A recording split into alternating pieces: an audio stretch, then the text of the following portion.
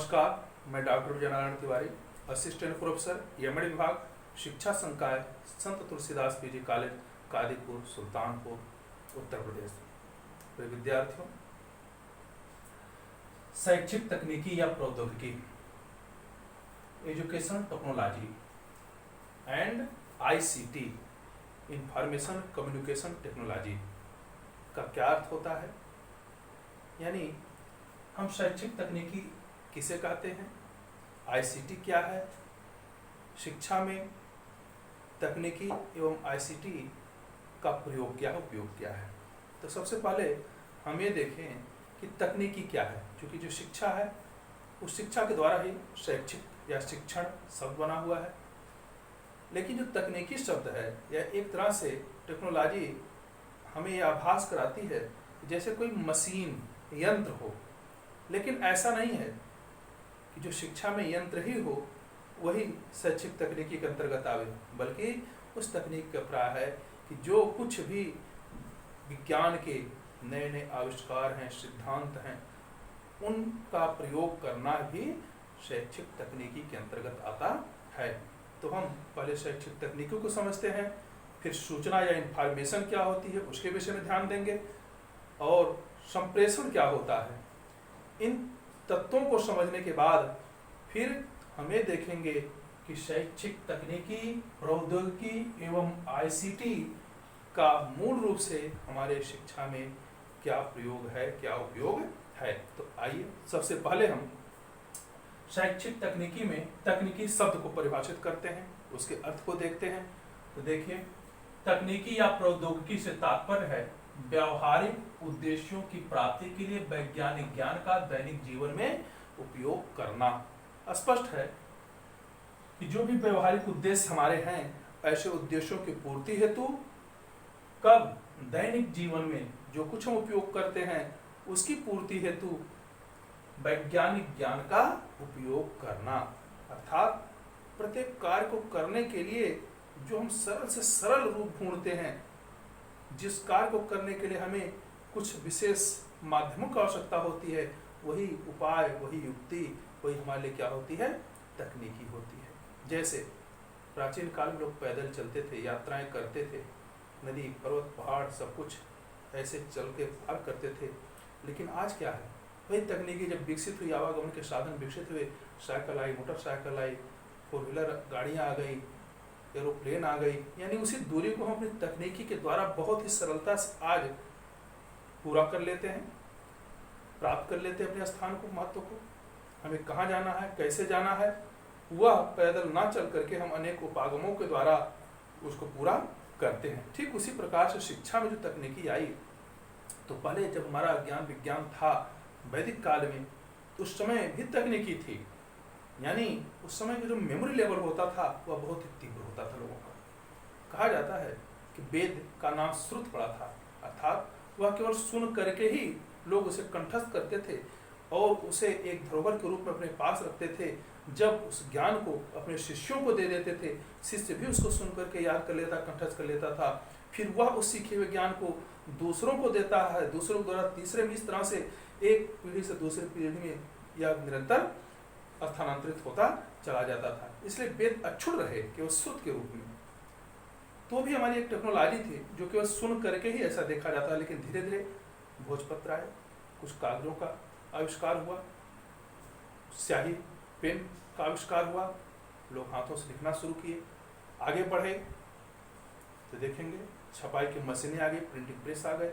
उसके द्वारा हम अपनी सूचनाओं को, जानकारियों को, ज्ञान को, विज्ञान को लिपिबद्ध करके संग्रहित करना सीख लिए, पुस्तकों में संग्रहित करना सीख लिए। आज की स्थिति ऐसी है कि कंप्यूटर है, लैपटॉप है, इसमें हम समस्त प्रकार के ज्ञान को अच्छी तरह से लिख करके संजो सकते हैं और बहुत दिनों तक इसको बनाए रखा जा सकता है। तो कहने का प्राय है, तकनीकी जो शब्द है यह केवल एक मशीन नहीं है, बल्कि यह ज्ञान विज्ञान के युग में प्रवेश करने के लिए जो कुछ माध्यम है, उपागम है, जो सरलता कार्य की उससे संबंधित है। तो आगे देखते हैं, शिक्षा का संबंध उस तकनीकी तथा व्यवहारिक विज्ञान से है जो शिक्षण से अधिगम तक पहुंच रखता हो। अर्थात जो तकनीकी ज्ञान है वह किससे संबंधित होना चाहिए, अर्थात शिक्षण अधिगम से। जब तक हमारा बताया हुआ ज्ञान, सिखाया हुआ ज्ञान एक शिक्षण के रूप में अधिगमित नहीं होता छात्रों के लिए, तब तक वह ज्ञान तकनीकी से शून्य है। अब हम एक शिक्षक अपने उस पाठ्यक्रम को, अपने उस ज्ञान को अपने छात्रों तक कैसे पहुंचाता है, या उसके ऊपर उसकी तकनीकी पर डिपेंड है कि वह उसे मौखिक रूप से बोलेगा, वह वाचिक रूप से बोलेगा, सांकेतिक रूप से कहेगा, अथवा वह मॉडल, पोस्टर इत्यादि का प्रयोग करके अपने ज्ञान को उनके पास पहुंचाने का प्रयास करेगा। शैक्षिक तकनीकी में सिर्फ मशीनें ही सम्मिलित नहीं हैं। कहा जा रहा है कि इसमें केवल मशीनें नहीं सम्मिलित हैं, बल्कि इसमें अधिगम क्षेत्र में आने वाली प्रणालियां, तकनीकी तथा अन्य सामग्रियों का प्रयोग तथा मूल्यांकन भी सम्मिलित होता है। अर्थात जो तकनीकी है यह एक तरह से बहुत ही विस्तृत है। इसमें अनेकों प्रकार के विषय भी समाहित हैं, जैसे आप देखेंगे समाजशास्त्र, मनोविज्ञान, भाषा तथा विविध संबंधित क्षेत्र शामिल हैं। यानी अनेकों प्रकार के विषयों की सामग्रियों को भी इसमें समाहित किया गया है, और उन सामग्रियों को हम तकनीकी के आधार पर आज तैयार कर रहे हैं, बना रहे हैं। यही कारण है कि तकनीकी केवल एक मशीन के लिए नहीं है, बल्कि यह ज्ञान विज्ञान की एक पूर्ण खजाना के रूप में आज परिलक्षित हो रही है। अब हम देखेंगे कि जैसे पहले था, तकनीकी का अभाव था, संदेशों का आवागमन होता था, सूचनाओं का आदान प्रदान होता था, तो वहाँ पर टेक्नोलॉजी क्या होती थी, जैसे पत्र लेखन, डाक के द्वारा पत्र को भेजा जाता था। उसके पूर्व भी देखेंगे, कहते तोता मैना की कहानी होती थी, तोता के द्वारा, हंस के द्वारा सूचनाएं एक दूसरे देश में भेजी जाती थी, गुप्तचरों के द्वारा सूचनाएं भेजी जाती थी। लेकिन धीरे धीरे तकनीकी का विकास होते होते आज हम यहाँ तक आ चुके हैं, ट्रेन के द्वारा, एरोप्लेन के द्वारा, और अब तो ईमेल के द्वारा समस्त सूचनाओं को हम तत्काल ही प्राप्त कर सकते हैं और दूसरों को प्रदान भी कर सकते हैं। एक तकनीकी की देन है। यही विज्ञान का युग है, यही ज्ञान की आवश्यकता है, जिसको हम अपने कार्यों को, जो कार्य अत्यंत दुरूह थे, दुष्कर थे, कठिन थे, दुस्तर थे, ऐसे कार्यों को भी हम सरल रूप से कर लेते हैं। ये तकनीकी है, यही शैक्षिक तकनीकी है। जब वही तकनीकी शिक्षा के क्षेत्र में है तो शैक्षिक तकनीकी है, व्यवसाय क्षेत्र में है तो व्यवसायिक तकनीकी है। आगे देखते हैं शैक्षिक तकनीकी का विकास। अब हमें देखेंगे कि कैसे इसका डेवलप हुआ है। शैक्षिक तकनीकी सर्वप्रथम कहाँ पर आई, किसके द्वारा लाई गई, फिर उसका क्रम क्या रहा। तो सबसे पहले देखिए 1926 में अमेरिका के ओहियो राज्य विश्वविद्यालय में इसका प्रयोग हुआ, और किसके द्वारा, सिडनी प्रेसी के द्वारा हुआ। इन्होंने एक शिक्षण मशीन का निर्माण किया, जिसके द्वारा उन्होंने पाठ्य सामग्री को बच्चों तक संप्रेषित करने का प्रयास किया। इसी तरह से 1930 और 40 के लगभग में लुम्सडेन तथा ग्लेसर ने कुछ पुस्तकों को लार्डो बोर्डो के रूप में प्रस्तुत किया। अर्थात दो नाम ऐसे हैं, लुम्सडेन और ग्लेसर। इन लोगों ने लार्डो और बोर्डो के रूप में कुछ पुस्तकों का प्रस्तुतिकरण किया। अर्थात उन पुस्तकों में क्या था, नई विधाओं को सीखने की, नए आयामों को दिखाया गया, सिखाया गया था। 1954 में B.F. स्किनर का जानवरों पर किए गए प्रयोग, जिसे हम प्रोग्राम्ड लर्निंग कहते हैं, इसके आधार पर 1954 में स्किनर के द्वारा प्रोग्राम लर्निंग जब आई, तो वहीं से विश्व जगत में तकनीकी के रूप में एक हलचल सी हुई, और विश्व जगह समस्त देश इस कार्य को करने के लिए आगे बढ़ने लगे।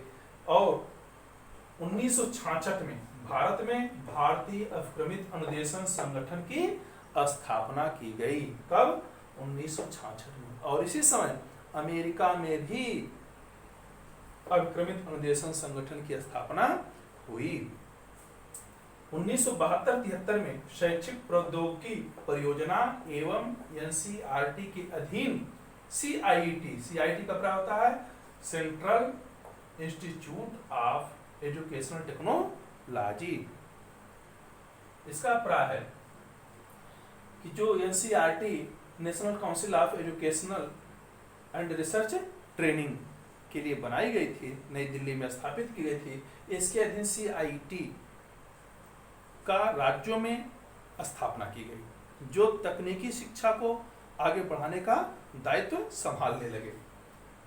1983 में भारतीय राष्ट्रीय सैटेलाइट की स्थापना हुई। अब शैक्षिक कार्यक्रमों को कैसे एक स्थान से दूसरे स्थान तक पहुंचाया जाए, इसके लिए सबसे पहले जो सैटेलाइट की स्थापना 1983 में की गई।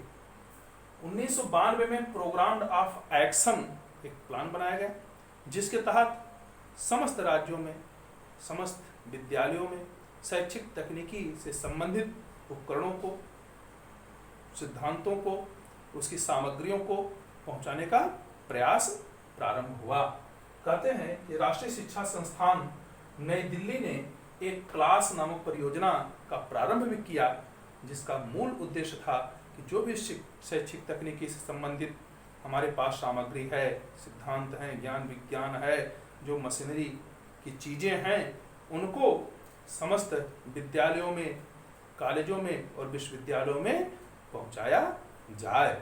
इस तरह से शैक्षिक तकनीकी या प्रौद्योगिकी, क्योंकि तकनीकी को ही दूसरी भाषा में प्रौद्योगिकी कहते हैं, इसका आविर्भाव विश्व में हुआ, भारत में हुआ, और आज हम देख रहे हैं कि धीरे धीरे किस मुकाम पर पहुंच चुके हैं। आज का तो जो समय आ गया है, मोबाइल के द्वारा, ट्विटर के द्वारा, फेसबुक के द्वारा हम कुछ ही क्षणों में पूरे विश्व के ज्ञान से अपने को प्राप्त कर लेते हैं, जोड़ लेते हैं।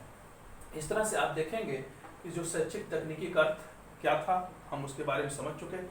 अब हम देखेंगे कि यह संप्रेषण क्या होता है, सूचना क्या होती है। तो आप देखिए, ICT का प्राय है इंफॉर्मेशन एंड कम्युनिकेशन टेक्नोलॉजी। इसमें देखिए दो चीजें हैं, एक है सूचना इंफॉर्मेशन और दूसरा है कम्युनिकेशन संप्रेषण। तकनीकी को आप समझ चुके हैं, तकनीकी क्या होती है, टेक्नोलॉजी क्या है।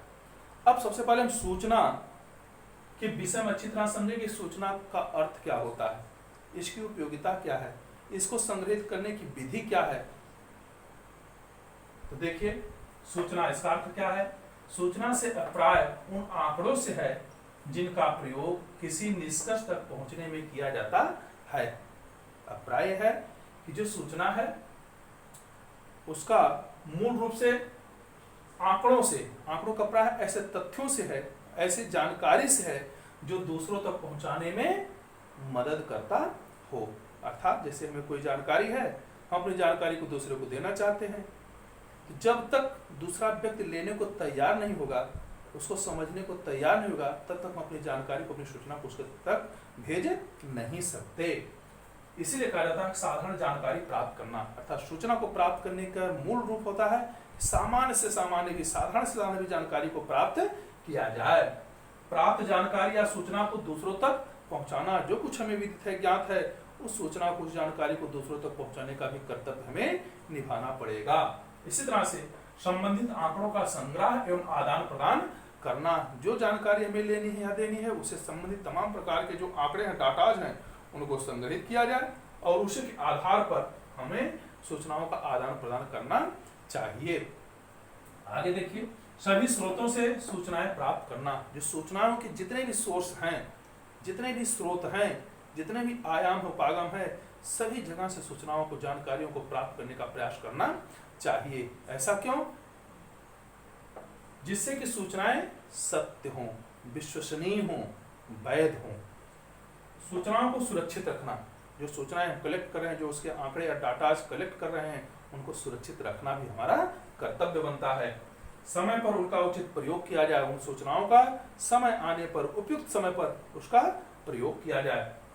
सूचनाओं का विश्वसनीय एवं वैध होना, सूचनाएं जो भी एकत्र हों वे रिलेबल हों और वैलिड हों, विश्वसनीय हों, वैध हों। एकत्रित की गई सूचनाओं का सभी दृष्टियों से पूर्ण होना, जो सूचनाएं हमने कलेक्ट किया है, संग्रहित किया है, वे पूर्ण रूप से क्या हों? सूचनाएं सत्य हों। सूचनाओं का शुद्ध एवं अपने मूल रूप में उपलब्ध होना, जो सूचनाएं हों वह शुद्ध रूप में हो, प्योर रूप में हो और मूल रूप में उपलब्ध हों, अर्थात उसमें किसी प्रकार का कुछ भी उसमें से न तो जोड़ा जाए न तो घटाया जाए, उनके मूल रूप में ही सूचनाओं को दूसरों तक पहुंचाने का प्रयास किया जाए। अब ये होता है कि सूचनाओं को प्राप्त करने के साधन क्या हो सकते हैं, कौन से ऐसे सोर्स हैं, स्रोत हैं तो आइए हम देखते हैं सोर्सेज ऑफ इंफॉर्मेशन रिसीविंग, सूचनाओं की प्राप्ति के जो साधन है, उपाय है, उपागम है, वो कौन कौन से हैं। तो नंबर 1 है मुद्रित संचार साधन। मुद्रित माने जो प्रिंटेड कम्युनिकेशन के साधन है, सोर्सेज हैं, जैसे पाठ्य पुस्तकें, तमाम प्रकार की किताबें आप पढ़ते हैं, पत्र पत्रिकाएं पढ़ते हैं, समाचार पत्र पढ़ते हैं, उसमें आप देखेंगे तमाम संदर्भ ग्रंथ होते हैं, लेख होते हैं। वाचनालय में अगर हम बैठ जाएं तो वहाँ पे हर चीज़ें एक साथ मिल जाती हैं, वहाँ से हमें बहुत कुछ जानकारियाँ प्राप्त हो जाती हैं। इसलिए पुस्तकों को पढ़ने से, संदर्भ ग्रंथों को पढ़ने से, लेखों को पढ़ने से, पत्र पत्रिकाओं को, समाचार पत्रों को पढ़ने से हमें सूचनाओं की जानकारी प्राप्त होती है। प्रत्यक्ष जानकारी देने वाले साधन कुछ होते हैं, जैसे हम भौतिक निरीक्षण जब करते हैं, प्रत्यक्ष रूप से कहीं आते और जाते हैं, जैसे बाग में पहुंच गए, उपवन पहुंच गए, बगीचे में पहुंच गए, उसके द्वारा भी हम अनेक प्रकार की जातियों प्रजातियों से संबंधित फूल, पौधों, फलदार वृक्षों आदि के बारे में जानकारी प्राप्त कर लेते हैं। नदी कौन सी है, कहाँ से निकली है, क्या उसका दूरी है, इन सारी चीज़ों के विषय में, उद्भव स्थल क्या है, हम प्राप्त कर लेते हैं सूचना। नदी, पर्वत, ऐतिहासिक माने पर्वत पर पहुंचते हैं, वहां से भी सूचना प्राप्ति, ऊंचाई क्या है, घाटी क्या है, तलहटी क्या है, किस प्रकार की इस पर वन है, कौन से वृक्ष अधिक से अधिक हैं, इसकी जानकारी मिल जाती है। ऐतिहासिक एवं भौगोलिक स्थान, कुछ स्थान क्यों प्रसिद्ध हैं, उनका ऐतिहासिक दृष्टिकोण क्या है, ऐतिहासिक रूप से क्यों प्रसिद्ध हैं, भौगोलिक रूप से उनकी क्या विशेषताएं हैं। जैसे तमाम प्रकार के आज हम देख रहे हैं कि देश में भौगोलिक स्थान पर जो पहाड़ हैं, पर्वत हैं, ऊंचाई पर हैं, ऐसे स्थानों को चिन्हित किया जा रहा है सामरिक दृष्टिकोण से। सांस्कृतिक एवं राजनैतिक, सांस्कृतिक सप्राह है, जो हमारे रीत हैं, रिवाज हैं, पहनावा है, वेश है, भूषा है, खान पान, बोल, भाषा, इन सारी चीजों की भी हमें जानकारी होती है। और सामाजिक अनुभव, सामाजिक अनुभव का प्राय होता है समाज में रहते हुए हम राजनीतिक रूप से कितने मजबूत हैं, किस प्रकार की राजनीति हमारे देश में चल रही है, देश को किस तरफ ले जा रही है, इसकी भी जानकारी हमें प्रत्यक्ष रूप से प्राप्त हो जाती है। जैसे किसी सभा स्थल पहुंच गए, मीटिंग चल रही है, कोई व्याख्यान चल रहा है, भाषण चल रहा है, उसके द्वारा भी हमें सूचनाओं का ज्ञान प्राप्त होता है। कहते हैं कि दृश्य श्रव्य साधनों के रूप में भी कुछ सूचनाएं हमें प्राप्त हो जाती हैं। दृश्य श्रव्य का मतलब होता है ऑडियो विजुअल इक्विपमेंट जो होते हैं, जैसे चित्र है, चार्ट है, पोस्टर है, मानचित्र है, टेलीविजन है, मोबाइल है, रेडियो है, इनके द्वारा हमें सूचनाएं अधिक से अधिक प्राप्त हो रही हैं। क्योंकि यही वास्तव में देखा जाए एक तकनीकी का जो मूल रूप है, जिसको यांत्रिक कहा जाता है। यांत्रिक रूप से जैसे टेलीविजन, मोबाइल, रेडियो, इसको हम हार्डवेयर के रूप में भी लेते हैं। वहीं पर चित्र है, चार्ट है, पोस्टर है, मानचित्र है, इसको हम सॉफ्टवेयर के रूप में भी लेते हैं। यानी जो श्रव्य दृश्य इक्विपमेंट हैं, उपकरण हैं, उनके द्वारा भी हमें सूचनाएं प्राप्त हो जाती हैं, मिल जाती हैं। और अन्य जो उपागम इसके हैं, शिक्षक है, अगर कक्षा में पहुंचते हैं, शिक्षक दैनिक चीजों को बता देता है, क्या होने वाला है, क्या करना है, सहपाठी हमें उसकी जानकारी दे देते हैं, हमारे साथ कार्य करने वाले लोग बता देते हैं, अभिभावक हमारे माता पिता, भाई बहन या जो भी हमारे नाते रिश्तेदार हैं, सगे संबंधी हैं, उनके द्वारा जानकारी प्राप्त हो जाती है, हमारे परिजन, साथ रहने वाले लोगों के द्वारा और समाज के द्वारा भी हमें काफ़ी कुछ जानकारी प्राप्त होती है। इस तरह से जो सूचनाएं हैं, उन सूचनाओं में हम किन सूचनाओं को कहाँ से प्राप्त करेंगे, उनके तमाम प्रकार के सोर्सेज हैं, इनके द्वारा हम सूचनाओं को प्राप्त कर सकते हैं और उन सूचनाओं को दूसरों को पहुंचा भी सकते हैं। इसी तरह से हम सूचना को समझ ले। अब संप्रेषण तकनीकी क्या होती है, तो संप्रेषण को समझने के लिए हम देखिए इस चार्ट में देखते हैं कि संप्रेषण या संचार, जिसे हम कम्युनिकेशन कहते हैं, एक कम्युनिकेशन का प्राय है लैटिन भाषा का कम्युनिस से बना है, जिसका अर्थ होता है कॉमन या सामान्य रूप से। यानी अर्थ क्या है, संप्रेषण वह प्रक्रिया है जिसके द्वारा दो या दो से अधिक लोग विचारों, तथ्यों, भावनाओं तथा प्रभावों आदि का इस प्रकार विनिमय करते हैं कि सभी लोग प्राप्त संदेशों को समझ पाते हैं। कहने का प्राय है कि जो संप्रेषण होता है उसके लिए कम से कम दो पक्ष होने चाहिए, एक संदेश को देने वाला और दूसरा संदेश को ग्रहण करने वाला। जब तक दो पक्ष नहीं होंगे तब तक हम किसी भी प्रकार की सूचना का आदान प्रदान नहीं कर सकते हैं। और संप्रेषण का मूल रूप है कम्युनिकेट करना, माने आदान प्रदान करना। हम सूचनाओं को लें और सूचनाओं को दे। इस तरह से कहते हैं कि संदेश ग्रहण करने वाले के मध्य और संदेश देने वाले के मध्य संदेशों के माध्यम से समन्वय स्थापित किया जाता है। अर्थात संदेश संप्रेषण का एक ऐसा माध्यम है कि जो सूचना लेने वाले और सूचना देने वाले दोनों को वही मैसेज, वही संदेश एक दूसरे को क्या करता है, संबंधित करता है, समन्वित करता है, एक दूसरे से जोड़ता है। इसी तरह कहते हैं कि विचारों तथा भावनाओं को परस्पर जानने तथा समझने की प्रक्रिया ही क्या है, संप्रेषण है। अर्थात एक दूसरे के विचारों को हम जाने समझें, किसके द्वारा, आदान प्रदान के द्वारा। जो प्रक्रिया होगी वही संप्रेषण है। जैसे कक्षा में संप्रेषण का कार्य होता है, शिक्षक अपनी विषय वस्तु को छात्रों तक पहुंचाने के लिए संप्रेषण करता है। अब वह संप्रेषण व्याख्यान के रूप में हो सकता है, वह मॉडल के रूप में हो सकता है, चार्ट के रूप में हो सकता है, रेखा चित्र के रूप में हो सकता है, मानचित्र के रूप में हो सकता है, और इस व्हाइट बोर्ड पर लिखे हुए शब्दों के रूप में हो सकता है। यानी जो कुछ हमारी शब्दावली है, जो कुछ हमारा ज्ञान है, वो छात्रों तक कैसे पहुंचाएं और छात्र उसको कैसे ग्रहण करें। तो ज्ञान को देना और लेना, इन दोनों के बीच की जो प्रक्रिया होती है उसी को ही हम संप्रेषण कहते हैं। संप्रेषण की प्रकृति एवं विशेषताएं, कहते हैं संप्रेषण की प्रकृति क्या होती है, इसका नेचर क्या है और इसके कैरेक्टरिस्टिक्स क्या है। तो देखिए, संप्रेषण पारस्परिक संबंध स्थापित करने की एक प्रक्रिया है। अगर संदेश या जानकारी हमारे पास ना हो तो शायद हम एक दूसरे से जुड़ भी नहीं सकते। इसीलिए सुबह है, शाम है, आते जाते हम एक दूसरे की सूचनाओं को लेते रहते हैं और हमारे पास कोई नई सूचना तो उसको देते रहते हैं। इससे क्या है, एक दूसरे का जुड़ाव हो जाता है परस्पर। संप्रेषण मनोवैज्ञानिक सामाजिक पक्ष, माने संप्रेषण के दो पक्ष, मनोवैज्ञानिक और सामाजिक, दोनों में क्या है, विचार विमर्श, विचार विनिमय एवं संवेदनाएं तथा संवेग स्थित होते हैं। अर्थात हम जब किसी चीज का संप्रेषण करते हैं, आदान प्रदान करते हैं, तो उसमें निश्चित रूप से हमारे विचार विमर्श होते हैं, हमारे विचारों का विनिमय होता है, लेन देन होता है, हमारी संवेदनाएं भी उसमें होती हैं।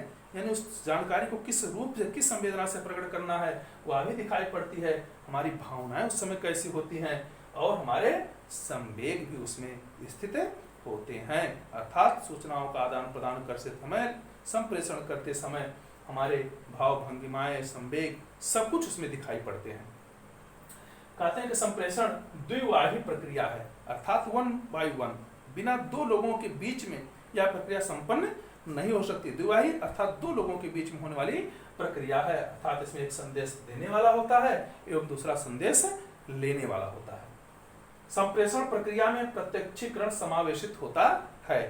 इसका अर्थ क्या होता है, प्रत्यक्षीकरण समावेशित होता है अर्थात जो कुछ भी हम संप्रेषण करते हैं उसमें दोनों आमने सामने होते हैं, या लिखित रूप से कोई चीज हम भेजते हैं तो हमारी भावनाएं उसमें होती हैं, हमारे विचार होते हैं। या एक तरह से प्रत्यक्षीकरण होता, परसेप्शन में होता है और उसमें यह समावेशित होता, अंतर्निहित होता है। संप्रेषण मानवीय एवं सामाजिक वातावरण को बनाए रखता है। संप्रेषण की सबसे बड़ी विशेषता क्या होती है, वह मानवीय एवं सामाजिक वातावरण को बनाए रखता है। इसका अभिप्राय क्या है, जैसे पर्यावरण का प्रदूषण हो रहा है, सामाजिक वातावरण गंदा हो रहा है, इन चीजों को कैसे सुधारा जाए वह भी संप्रेषण के द्वारा ही संभव होता है। कहते हैं संप्रेषण व्यक्तिगत चाह, मूल्यों, प्रेरकों, परिस्थितियों के अनुसार होता है। जो संप्रेषण होता है वह व्यक्ति की अपनी परिस्थितियों पर, उसकी इच्छा पर, चाह पर, उसके जो वैल्यू है, मूल्य है, आदर्श है, उसके आधार पर, उसके जो प्रेरक इंसेंटिव उसके आधार पर निश्चित होता है। अर्थात किसी व्यक्ति की जितनी आवश्यकता होगी, व्यक्तिगत आवश्यकता या सामाजिक आवश्यकता, उसकी जो चाह होगी उनके अनुरूप उसका संप्रेषण भी प्रभावकारी होता है। इसी तरह से संप्रेषण व सूचना में अंतर है, जो बहुत ही गुण बात है कि इन दोनों में क्या होता है, सूचना और संप्रेषण में अंतर होता है। सूचनाओं में तर्क और औपचारिकता की विशेषताएं होती हैं। जो सूचनाएं होती हैं इसमें तर्क करने की शक्ति होती है और इसमें औपचारिकता भी पाई जाती है।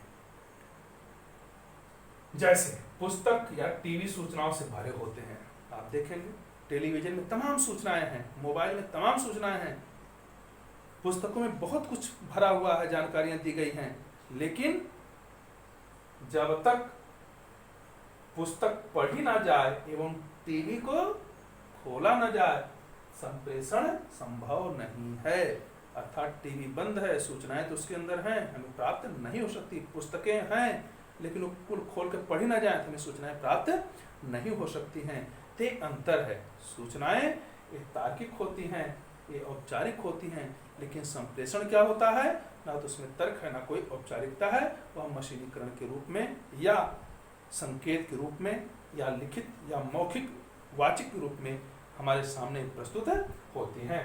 इसीलिए कहा जाता है संप्रेषण मौखिक, लिखित एवं संकेत के रूप में किया जाता है। अब यह संप्रेषण 3 रूपों में होता है। हम उसको मौखिक माने बोल करके भी कह सकते हैं, लिख करके भी दे सकते हैं, और संकेतों के रूप में भी एक दूसरे को उसकी जानकारी प्रदान कर सकते हैं। इस तरह से आप देखेंगे जो शैक्षिक तकनीकी एवं ICT का हमारे लिए उपयोगिता क्या है, अर्थात कहने का भाव यह है कि आज के ज़माने में, इस समय में अगर ये शैक्षिक तकनीकी हमारे पास नहीं है, इसका ज्ञान हमें नहीं है, आज के नए नए विधियों का हमें ज्ञान नहीं है, उसको प्रस्तुत करने के संसाधनों की विषय जानकारी नहीं है, तो हम बहुत ही पीछे हो जाएंगे। इसलिए वर्तमान समय औद्योगिक का है, प्रौद्योगिकी का है, सूचना के तंत्रों का है, हमें इसको निश्चित रूप से सीखना चाहिए, जानना चाहिए। हम जितना अधिक इसके विषय में अभ्यास करेंगे, पढ़ेंगे, जानेंगे, उसका प्रयोग करेंगे, उतना ही हम अपनी विषय वस्तु को सरलतापूर्वक अपने छात्रों को अधिगमित करा सकते हैं। इसी तरह से जो कुछ सूचनाएं हमारे पास, जानकारियां हैं, विषय वस्तु से संबंधित हों या समाज से संबंधित हों, उन चीज़ों को, उन सूचनाओं को हम किस माध्यम से पहुंचाएं, इसकी भी जानकारी हमें होनी चाहिए। जैसे आज का युग मोबाइल का युग है, हम ट्विटर के द्वारा, फेसबुक के द्वारा, व्हाट्सएप के द्वारा तमाम ऐसे ऐप हैं जिसके आधार पर अपनी सूचनाओं को ईमेल के द्वारा त्वरित रूप से कहीं पर भी भेज सकते हैं, दे सकते हैं और लोगों के द्वारा ग्रहण कर सकते हैं। तो अगर शैक्षिक तकनीकी एवं ICT के संदर्भ में दिया गया व्याख्यान अगर आपको पसंद आया हो, ये वीडियो पसंद हो, तो इसे आप लाइक करें, इस पर कमेंट करें, इसे शेयर करें, चैनल को सब्सक्राइब करें और बेल के निशान को दबाएं।